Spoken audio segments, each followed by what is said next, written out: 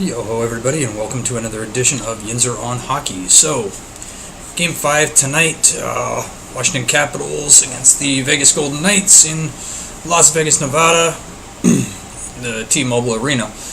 So, last couple of games have been a little bit more one-sided than we saw in, I think, the first two games. First two games were pretty balanced and even, and then the last two games Washington has really kind of carried the play a little bit more than Vegas has been able to, and that's why we are where we are now at 3-1 in favor of Washington, with a chance to close out the series tonight and get their first Stanley Cup in their 44-year history, and probably cement Alexander Ovechkin's legacy a little bit more. Not that I think he needs any help proving what kind of player he's been for the past 13 or 14 years.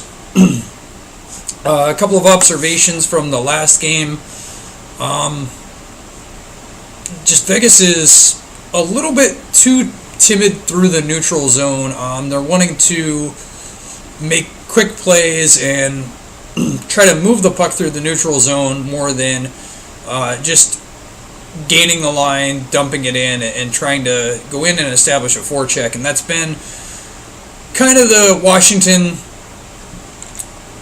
defensive strategy throughout this entire playoffs, is just to let the teams try to outskill them while they play a more sound structure defensively. Another key that I noticed is Marc-Andre Fleury hasn't quite been as dominant as he had been through the first three rounds. I don't think he's cost his team any games, but he hasn't been able to go out and still that game that they need him to still. And I think in order for this series to change at all, Marc-Andre Fleury has to steal the game. He's got to be able to make unbelievably spectacular saves, reminiscent of the back-to-back saves he had, I think, in Game 4 of the Winnipeg series, where he dove across the crease to block the Scheifele shot. And I think he needs a night like that. As well as defensively, Vegas has got to do more in front of Fleury to clear the puck out of the zone and help in that regard by not making Fleury face 3 or 4 shots in a sequence. If he has to face 3 or 4 shots in a sequence, then it's more than likely that Washington is going to get a look that exposes an open area of the net. For Washington, I don't think they need to change much. They just need to continue to play their game that they've been playing for the past 2 games in the series, and that is force Vegas to play to your strength. And their strength so far has been their defense. They've been able to not give up the odd man rushes, not have to play transition defense, because they've been forcing everything to come through the logjam in the neutral zone. And to me, one of the other keys for Washington is to continue to support Braden Holtby, getting the puck out, not giving up high-quality scoring chances, not giving up those second and third chance scoring opportunities. And I think if they continue to do that, then we will probably see the Stanley Cup being hoisted by the Washington Capitals tonight. One of my other interesting tidbits of this game is whether or not Barry Trotz could be coaching his last game in Washington. I know I've read and heard speculations that maybe he's a candidate that's tied to the New York Islanders job. I think Washington kind of painted themselves into a corner with this by not extending Barry Trotz earlier in the year, or even earlier in the postseason. Maybe at some point, after the Pittsburgh win, maybe go to him and try to negotiate a contract with him. But they haven't, and now they're in this position where, they might end up having to compete for Barry Trotz's services, and I don't think there's a candidate out there that is a one-for-one replacement for Barry Trotz right now in Washington, especially with the motivation and the drive that he's been able to garner out of these players in this postseason run. And part of that falls on Ovechkin too. I think a lot of the players are really feeding off of his energy and determination. So maybe that helps contribute to it, but I really think that Barry Trotz is going to be a very wealthy head coach next season. He's going to be one of the top 4 or 5 paid head coaches in the NHL next season.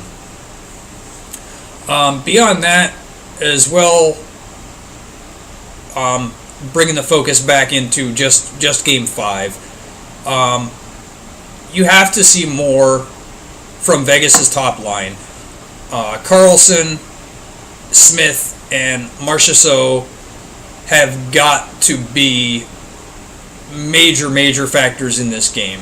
They have to generate probably 10 to 15 shots on goal, and they have to be quality shots on goal. They can't just be slinging at the net and hope to get a bounce. They've got to be able to get Washington's defense moving, get Braden Holtby moving side to side in his crease, and don't let him square up to the shot. And that could help alleviate some of the burden on Vegas's defense. I think the most critical part of this game will be finishing opportunities that you have. You saw an opportunity early in Game 4 where James Neal had a wide open net and rang a shot off the post, and less than 2 minutes after that, Vegas takes a penalty and it ends up with the TJ Oshie goal. And who knows how the complexion of the game changes if James Neal scores that goal and it's 1-0, in anything could happen from that point on. Moving on past that and on to what I think is going to happen tonight. Part of my thinking during the whole series, and I believe I enunciated it in my original Game 1 preview video, I said I believe that the Capitals are going to win this series in 6 games, and I still believe that to be true. I think Vegas will feed off of that crowd tonight and be able to somehow garner a win. The more important part would be how Washington reacts to losing that game. If they are a little bit snake bitten by losing that game, whether or not they're able to refocus enough for Game 6, and I'm going to speculate that they will be able to, and that they'll win Game 6. But tonight I have Vegas 4, Washington 1 as my final score. I think Vegas is going to have a lot of pop and a lot of energy. And the other thing that you would really like to see, I mean, maybe not if you're a Vegas fan, but if you really want a chance going forward, you don't want to see Vegas blow out Washington. If they blow out Washington tonight, that almost guarantees that Washington wins Game 6. Teams tend to recover better from a blowout than they do a close loss. A close loss, there's more to analyze, more to take away,